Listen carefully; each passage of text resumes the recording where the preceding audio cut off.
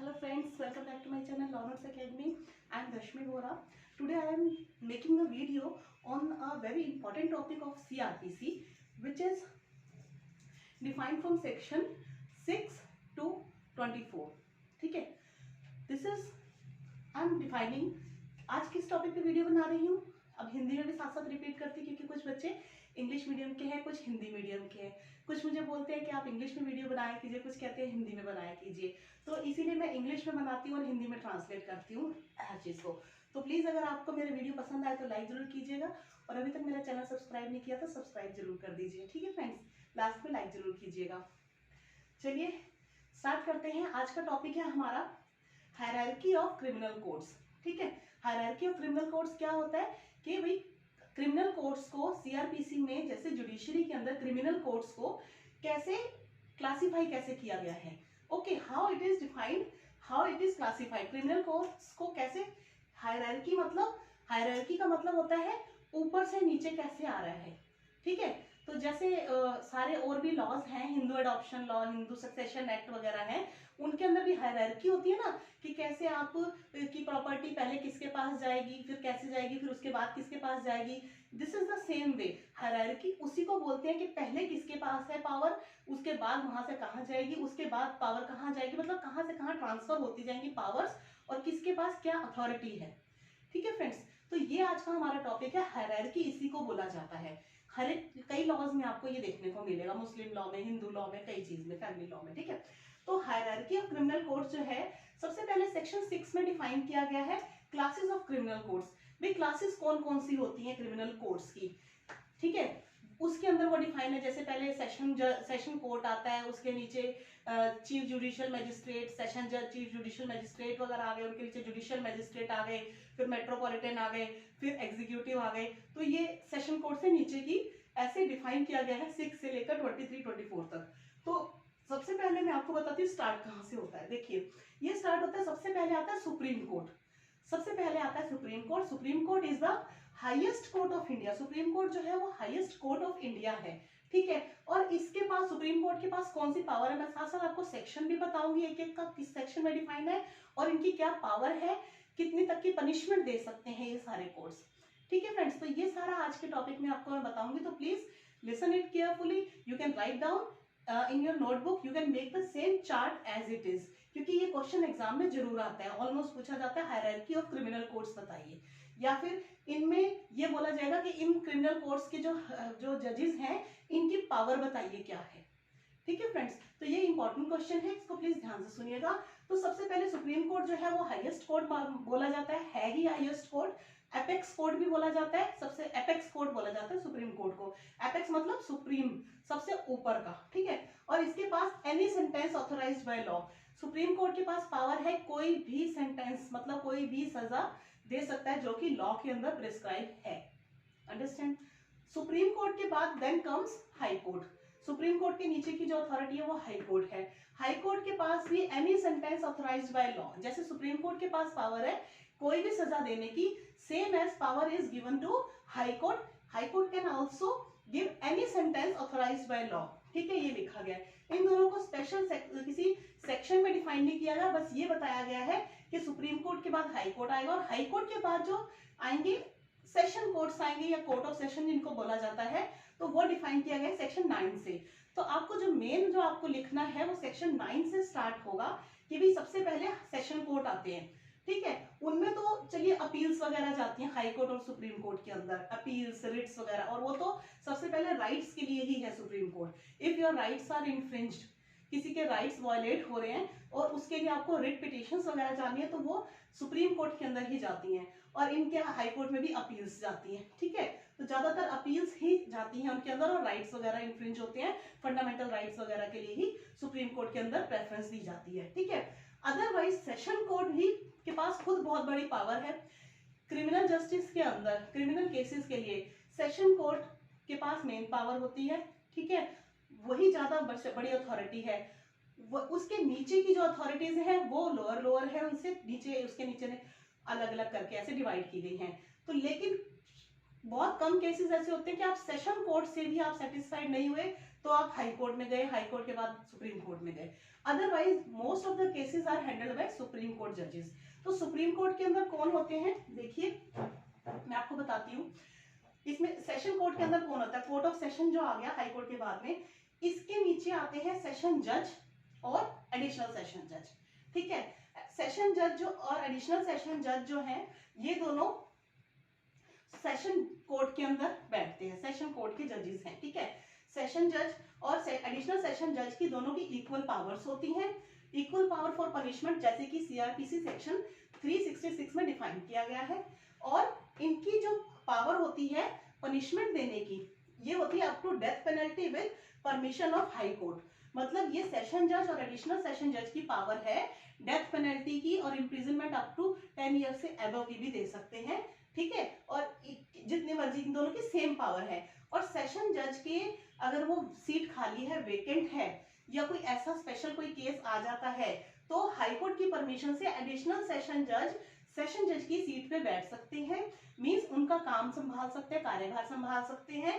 अगर उनकी seat vacant है, अगर वो नहीं है, बीमार है, डेथ हो गई है, कुछ भी प्रॉब्लम है, सेशन जज, ठीक है। और ये स्टेट लेवल पे होते हैं सेशन कोर्ट्स। जो सेशन कोर्ट्स बनते हैं ये स्टेट लेवल पे बनते हैं। हाई कोर्ट भी हर स्टेट के अंदर एक होता है। ठीक है, ये सेशन कोर्ट्स डिस्ट्रिक्ट लेवल पे होते हैं। ठीक है, हर स्टेट के अंदर होते हैं डिस्ट्रिक्ट लेवल्स पे। तो जो सेशन जज है और एडिशनल सेशन जज है, इन दोनों की इक्वल पावर्स हैं। ये दोनों एक साथ काम कर सकते हैं और सेशन जज एडिशनल सेशन जज को अपनी कुछ पावर्स दे सकता है, ऑथराइज कर सकता है किसी काम के लिए और रूल्स बना सकते हैं। ठीक है, एडिशनल सेशन जज जो है एडिशनल सेशन जज के लिए रूल भी बना सकते हैं, उनको अपने काम भी दे सकते हैं। इनकी एब्सेंस में एडिशनल सेशन जज काम करते हैं, इसलिए एडिशनल सेशन जजेस भी जो होते हैं ये सब हाई कोर्ट से अपॉइंट किए जाते हैं, सेशन जज और एडिशनल सेशन जज। तो इनको जो स्पेशल पावर्स दे दी गई, अगर वो हाई कोर्ट ने कुछ स्पेशल पावर्स दी हैं करने के लिए, स्पेशल काम दिए हैं, तो वो कर सकते हैं according to orders of high court. ठीक है, हाई कोर्ट जो बोलता है। उनके बाद में सेशन कोर्ट के जो ये दो जजेस हैं, सेशन जज और एडिशनल सेशन जज, उसके बाद में कौन कौन से जजेस आते हैं, ये ध्यान रखने वाली चीजें हैं, याद रखिएगा ध्यान से। सबसे पहले आता है सेक्शन नंबर 10। ये 9 सेक्शन में सेशन कोर्ट था। सेक्शन नंबर 10 के अंदर सेशन जज का असिस्टेंट आ गया, असिस्टेंट सेशन जज। ठीक है फ्रेंड्स, असिस्टेंट सेशन जज जो है सेशन जज के नीचे आ गया, उसका असिस्टेंट हो गया। ठीक है, इसी से याद रखिएगा, पहले मेन आता है, उसके नीचे अगर असिस्टेंट लग गया तो वो उसका असिस्टेंट है। ठीक है, इनके नीचे आते हैं, इनके अंडर काम करते हैं, सेशन जज के नीचे काम करते हैं, ये सबऑर्डिनेट बोला जाता है इनको। ठीक है, तो सबऑर्डिनेट ये सेक्शन 10 में डिफाइंड है और इनकी पावर क्या है, मैक्सिमम 10 ईयर्स तक की इम्प्रिजनमेंट सजा और फाइन अनलिमिटेड। तो जो असिस्टेंट सेशन जज हैं ये 10 साल तक की सजा, मैक्सिमम 10 साल तक की मैक्सिमम बोला जाता है, जितनी मर्जी दे सकते हो, अकॉर्डिंग टू ऑफेंस होता है। ठीक है, कि क्या कितना सजा, मतलब क्राइम कितना बड़ा है, और अनलिमिटेड फाइन, फाइन जितना उनको ठीक लगे उतना दे सकते हैं। दूसरे इनके नीचे आते हैं चीफ जुडिशियल मैजिस्ट्रेट और एडिशनल चीफ जुडिशियल मैजिस्ट्रेट। ठीक है, ये मैं अभी आपको बाद में बताऊंगी। ये सेक्शन 12 के अंदर डिफाइन किए गए हैं चीफ जुडिशियल मैजिस्ट्रेट और एडिशनल चीफ जुडिशियल मैजिस्ट्रेट। मतलब जैसे चीफ है वैसे ही एडिशनल है। एडिशनल का मतलब होता है एक एक्स्ट्रा रखना। एडिशनल से समझ में आता है meaning. What is the meaning of additional? Additional means जैसे कि एक पर्सन है, आपने उसके हेल्प करने के लिए या उसकी एब्सेंस में दूसरे को काम करने के लिए एक एडिशनल पर्सन रखा हुआ है। तो जितने मर्जी एडिशनल जो होते हैं मैजिस्ट्रेट्स, जजेस होते हैं, जैसे कि इसके अंदर भी है और इसके अंदर भी है, तो ये हाई कोर्ट अपॉइंट करता है, जितने मर्जी कर सकता है, ये हाई कोर्ट के ऊपर है, डिपेंड करता है। तो ऐसे ही इनके नीचे काम करने वाले चीफ जुडिशियल मैजिस्ट्रेट होते हैं, एडिशनल चीफ जुडिशियल मैजिस्ट्रेट होते हैं इन एवरी डिस्ट्रिक्ट, तो हर डिस्ट्रिक्ट में किए जाते हैं। इनको सेक्शन 12 में डिफाइन किया गया है और इनकी पावर है 7 ईयर तक की पनिशमेंट और फाइन देने की। ठीक है, जितना मर्जी फाइन दे सकते हैं। जैसे कि ये इनका था असिस्टेंट और सेशन जज थे, और ये चीफ जुडिशियल मैजिस्ट्रेट और एडिशनल चीफ जुडिशियल मैजिस्ट्रेट है। ठीक है, ये समझ में आ गया। 7 ईयर फाइन, 7 ईयर पनिशमेंट और फाइन दे सकते हैं। लेकिन ये दोनों तो डिस्ट्रिक्ट लेवल पे आ गए। ठीक है, ये जो है उनके नीचे ही एक चीफ मेट्रोपॉलिटन मैजिस्ट्रेट होते हैं और एडिशनल चीफ मेट्रोपॉलिटन मैजिस्ट्रेट भी हैं। जैसे सब में एडिशनल एक एक रखा जाता है, वैसे मेट्रोपॉलिटन मैजिस्ट्रेट कौन होते हैं, मेट्रोपॉलिटन सिटीज के अंदर ही मेट्रोपॉलिटन मैजिस्ट्रेट कोर्ट्स बनते हैं, ठीक है। जैसे दिल्ली वगैरह है, मेट्रोपॉलिटन सिटी है, कई सिटीज हैं ऐसी हमारे यहाँ पे 4-5 सिटीज मेट्रोपॉलिटन सिटीज है। तो उनके अंदर चीफ मेट्रोपॉलिटन मैजिस्ट्रेट और एडिशनल चीफ मेट्रोपॉलिटन मैजिस्ट्रेट्स को अपॉइंट किया जाता है, ठीक है।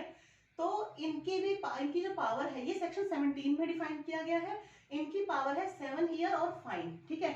मेट्रोपॉलिटन एरिया किसको कहा जाता है, जिनकी पॉपुलेशन 10 मिलियन से ज्यादा हो, उन सिटीज को मेट्रोपॉलिटन एरिया डिक्लेयर कर दिया जाता है by the government, central government, ठीक है। तो जो गवर्नमेंट जिस एरिया को मेट्रोपॉलिटन एरिया डिक्लेयर कर देगी, वहां के मैजिस्ट्रेट्स को मेट्रोपॉलिटन मैजिस्ट्रेट कहा जाता है। इनके साथ में एडिशनल एक रखना जरूरी होता है, एडिशनल चीफ मेट्रोपॉलिटन मैजिस्ट्रेट, ठीक है। इसके बाद मैं आपको बताती हूँ एक इंपॉर्टेंट, जो सेक्शन 11 जो था उसमें कोर्ट ऑफ जुडिशियल मैजिस्ट्रेट भी आता है।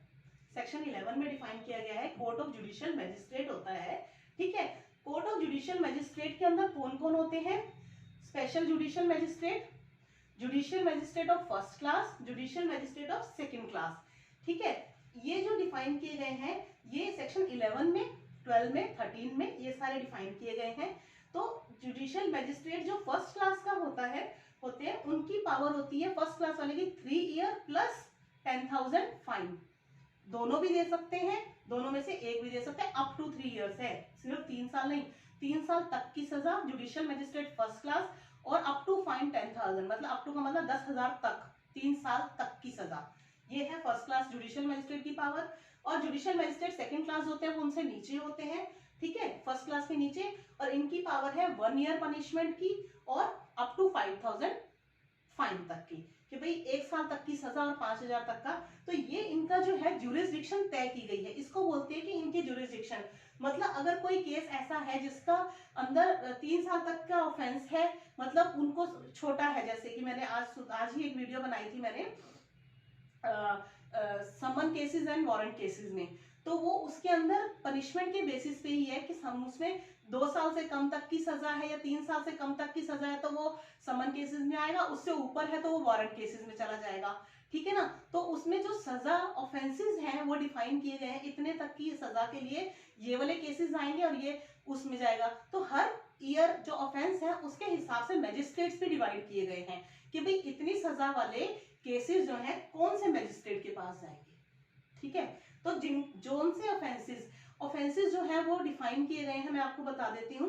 फर्स्ट शेड्यूल के अंदर डिफाइन किए गए हैं बेलेबल ऑफेंसेस कौन से हैं, नॉन बेलेबल ऑफेंसेस कौन से। जैसे बेलेबल ऑफेंसेस को फर्स्ट शेड्यूल के अंदर डिफाइन किया गया है सीआरपीसी में, तो उसके अंदर उनकी पनिशमेंट्स भी लिखी हुई है, ये ऑफेंसेस बेलेबल ऑफेंसेस हैं, ठीक है।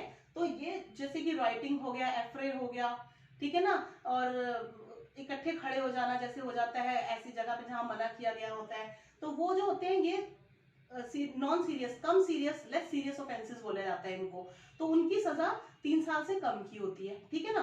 तो वो होते हैं बेलेबल ऑफेंसेस। तो बेलेबल ऑफेंसेस के लिए अगर 3 साल से कम की सजा है तो वो 3 साल तक की, तो वो जुडिशियल मैजिस्ट्रेट फर्स्ट क्लास वाले देखेंगे, ठीक है। और हाँ फर्स्ट क्लास देखेंगे। और जिनकी उससे भी कम सजा है, जिनकी सिर्फ 1 साल या उससे कम की सजा है, 5,000 रुपए तक का फाइन वाले ऑफेंसेस हैं, वो जुडिशियल मैजिस्ट्रेट सेकंड क्लास वाले देखेंगे, ठीक है। नॉन बेलेबल ऑफेंसेस जैसे होते हैं वो असिस्टेंट सेशन जज, ठीक है, और चीफ जुडिशियल मैजिस्ट्रेट, मतलब जिनकी 7 साल तक की सजा या 10 साल तक की सजा वाले ऑफेंसेस होते हैं, नॉन बेलेबल ऑफेंसेस होते हैं, वो उनको ये चीफ जुडिशियल मैजिस्ट्रेट और असिस्टेंट सेशन जज वगैरह देखते हैं।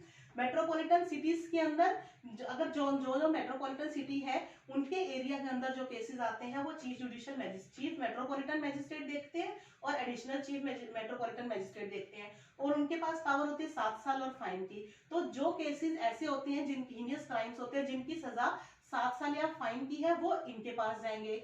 जिन्होंने और ज्यादा क्राइम किया, जैसे रेप हो गया, मर्डर हो गया और किडनैपिंग, 3-4 ऑफेंसेस इकट्ठे हो गए जिनकी पनिशमेंट 300 सेक्शन आईपीसी और 376 से रिलेटेड हो गई, ठीक है ना, या 325 हो गया, ग्रीवियस हर्ट वगैरह, बड़े बड़े थेफ्ट, डेकॉइटी हो गए, तो ऐसों की सजा, ऐसे ऑफेंसेस की सजा 7 साल या 10 साल जिनकी सजा है, 10 साल से ऊपर है, असिस्टेंट सेशन जज हो गए या फिर सेशन जज वगैरह देखते हैं। ठीक है, तो उसी हिसाब से ऑफेंसेस के हिसाब से केस उसी कोर्ट में जाता है। ठीक है, इसको बोला जाता है हायरार्की ऑफ कोर्ट्स, कि कौन से अप टू कौन सा सजा ऑफेंस है जिसकी इतनी सजा है, वो उस कोर्ट में जाएगा और वहां का कौन सा जज देखेगा। ठीक है, ये इस अकॉर्डिंग से बनाए गए हैं कोर्ट्स की हायरार्की डिफाइन की गई है। तो जैसे कि मैंने आपको बताया, court of judicial magistrate section 11 में है, वहां पे special judicial magistrate, special judicial magistrate कौन होते हैं, जो कि ये स्टेट गवर्नमेंट इनको या सेंट्रल गवर्नमेंट इनको स्पेशली किसी पर्टिकुलर पर्पस के लिए अपॉइंट करती है स्पेशल जुडिशियल्स को। जैसे इधर स्पेशल जुडिशियल मजिस्ट्रेट है, वैसे ही स्पेशल एग्जीक्यूटिव मजिस्ट्रेट्स भी होते हैं, और वैसे ही स्पेशल मेट्रोपॉलिटन मजिस्ट्रेट और मेट्रोपॉलिटन मजिस्ट्रेट भी होते हैं। हर एक के पास एक स्पेशल पोस्ट रखी गई है। चीफ जुडिशियल मजिस्ट्रेट के नीचे स्पेशल चीफ मेट्रोपॉलिटन के नीचे स्पेशल मेट्रोपॉलिटन भी रखा गए हैं। इनकी पावर 3 ईयर प्लस फाइन की है और अप टू 10,000 की। ठीक है ना, तो ये स्पेशल अलग से रखा गया, ये मेट्रोपॉलिटन सिटी के लिए है। ठीक है, एक मेट्रोपॉलिटन मजिस्ट्रेट भी होते हैं, ये सेक्शन 19 में डिफाइन है, और स्पेशल मेट्रोपॉलिटन 18 में डिफाइन है। तो इनकी पावर सेम होती है, स्पेशल की और मेट्रोपॉलिटन की। तो ठीक है ना, और जो फर्स्ट क्लास जुडिशियल मजिस्ट्रेट या second class judicial magistrate, first class judicial magistrate को ही चीफ जुडिशियल मजिस्ट्रेट बनाया जा सकता है या एडिशनल चीफ जुडिशियल मजिस्ट्रेट बनाया जा सकता है। वो हाई कोर्ट की पावर है बनाने की, जिसका वो उनकी अथॉरिटी देखते हैं, उनकी क्वालिफिकेशन और एक्सपीरियंस देख के फर्स्ट क्लास जुडिशियल मजिस्ट्रेट को चीफ जुडिशियल मजिस्ट्रेट या एडिशनल चीफ जुडिशियल मजिस्ट्रेट बनाया जा सकता है। और जो स्पेशल जुडिशियल मजिस्ट्रेट्स बनते हैं, ये बनते हैं स्पेशल पर्पस के लिए, जैसे कि 1 साल के लिए कोई स्पेशल केस आया है, तो उसमें उनकी मर्जी होती है हाई कोर्ट की कि वो कहीं पे भी सेशन मेट्रोपॉलिटन मजिस्ट्रेट या सेशन जज वगैरह को बिठाते हैं। मतलब उनके लिए स्पेशल कोर्ट्स बना दी जाती हैं कि आप यहाँ बैठेंगे, ये केसेस आप हैंडल करेंगे। स्पेशल ऑर्डर्स के अकॉर्डिंग उनको पावर दी जाती है काम करने की। ठीक है, तो ये कोर्ट ऑफ जुडिशियल मजिस्ट्रेट बता दिया, चीफ जुडिशियल और एडिशनल चीफ जुडिशियल मजिस्ट्रेट बता दिया, सेक्शन 12 के अंदर है। ठीक है, एवरी डिस्ट्रिक्ट के अंदर होते हैं, इनकी पावर ये है। इनके नीचे सब डिविजनल जुडिशियल मजिस्ट्रेट एक और बना दिए जाते हैं, जो कि सेक्शन 12 में ही डिफाइन किए गए हैं। ये इसलिए बनाए जाते हैं, कोई डिवीजन के सब डिविजन्स होती हैं, जैसे हर डिवीजन डिस्ट्रिक्ट के अंदर सब डिस्ट्रिक्ट हो गई। ठीक है ना, वैसे ही डिविजन्स के अकॉर्डिंग जो एरियाज डिवाइड किए जाते हैं ना, सब डिविजन्स, तो सब डिवीजन के अंदर भी sub divisional judicial magistrate appoint किए जाते हैं हर सब डिवीजन में। ठीक है, उनके पास उसी एरिया के केसेस जाएंगे सारे। ठीक है, तो ये सब डिविजनल जुडिशियल मजिस्ट्रेट के पास भी पावर जुडिशियल मजिस्ट्रेट की ही रहेगी, जो जुडिशियल मजिस्ट्रेट की पावर होती है। ठीक है, और इनके बाद में एक आते हैं 17 सेक्शन, मैंने आपको बता दिया। 18 सेक्शन के अंदर मेट्रोपॉलिटन मजिस्ट्रेट है, और 19 सेक्शन के अंदर नहीं, 19 में कुछ खास नहीं था। ठीक है, और उसके बाद 19 में मेट्रोपॉलिटन बता दिया मैंने आपको।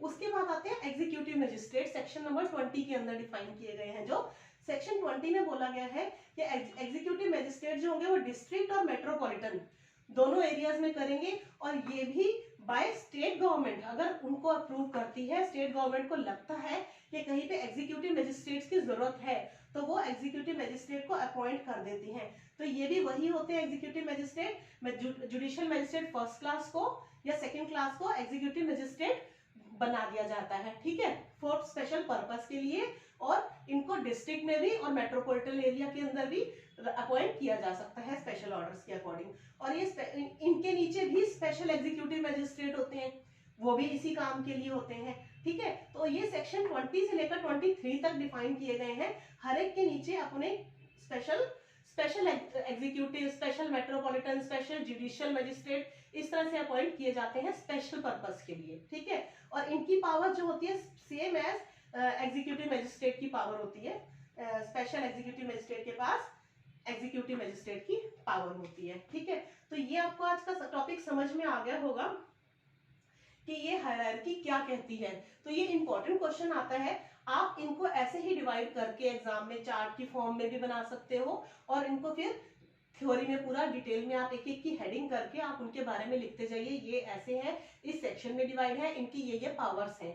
ठीक है। और ये इनके लिए रूल बनाते हैं, जैसे चीफ जुडिशियल मैजिस्ट्रेट है वो नीचे जुडिशियल मैजिस्ट्रेट्स वगैरह के लिए रूल बना सकते हैं, उनको कुछ भी काम ऑथराइज कर सकते हैं, ठीक है ना। जैसे सेशन जज है और एडिशनल सेशन जज है, ये इनके लिए असिस्टेंट और चीफ जुडिशियल मैजिस्ट्रेट के लिए कर सकते हैं काम। तो ऐसे ऐसे पावर्स को डिवाइड किया जाता है और उनको पावर्स भी दी जाती हैं और उनको उनके लिए रूल्स भी बनाए जाते हैं कि उनको क्या क्या काम दिया जाना है। तो ये हेड की ड्यूटी होती है कि अपने अंडर सबऑर्डिनेट्स को कैसे कैसे उन्होंने पावर्स और ड्यूटीज ऑथराइज करनी है। ठीक है फ्रेंड्स, तो आज का टॉपिक आपको समझ में आ गया होगा कि हायरार्की ऑफ क्रिमिनल कोर्ट्स कहाँ से सेक्शन 6 में क्लासेस डिफाइन की गई हैं, उसके बाद सेक्शन 9 से मेन सेशन कोर्ट से डिफाइन किया गया है ये मेट्रोपॉलिटन एरिया तक, और उसके बाद एग्जीक्यूटिव मजिस्ट्रेट तक 23 तक डिफाइन किया गया है। ठीक है फ्रेंड, समझ में आ गया होगा तो प्लीज लाइक जरूर कीजिएगा और मेरा चैनल को सब्सक्राइब नहीं किया तो सब्सक्राइब कर दीजिए। Thank you so much, have a nice day, take care, bye bye.